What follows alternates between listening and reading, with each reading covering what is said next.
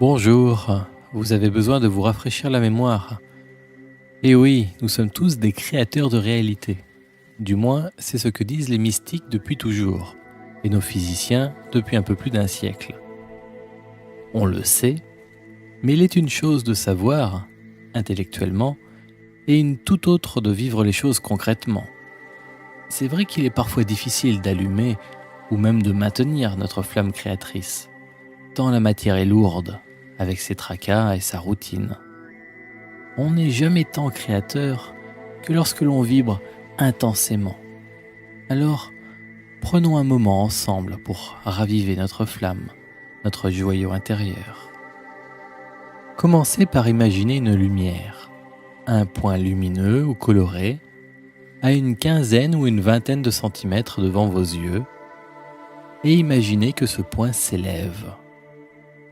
Vous connaissez cette méthode d'auto-hypnose, cette façon de passer d'un état de conscience à un autre.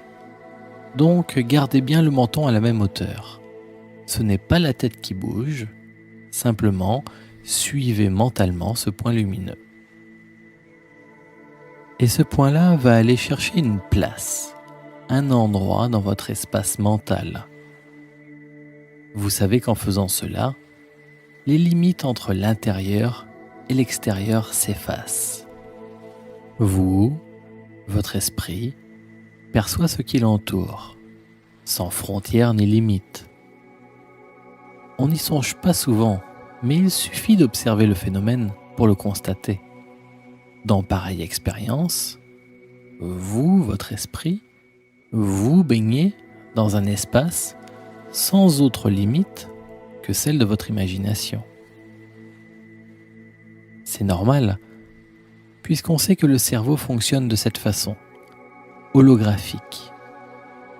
Et c'est ce qui fait qu'on a cette illusion que les choses de l'extérieur sont à l'intérieur et vice-versa.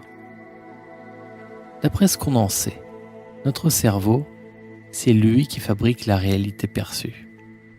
C'est ce que disent les biologistes, les physiciens. Ils disent que notre cerveau, holographique, se déploie tout autour de nous et que nous croyons marcher dans une réalité tangible, concrète, alors qu'en fait nous fabriquons nous-mêmes une petite boule de réalité qui a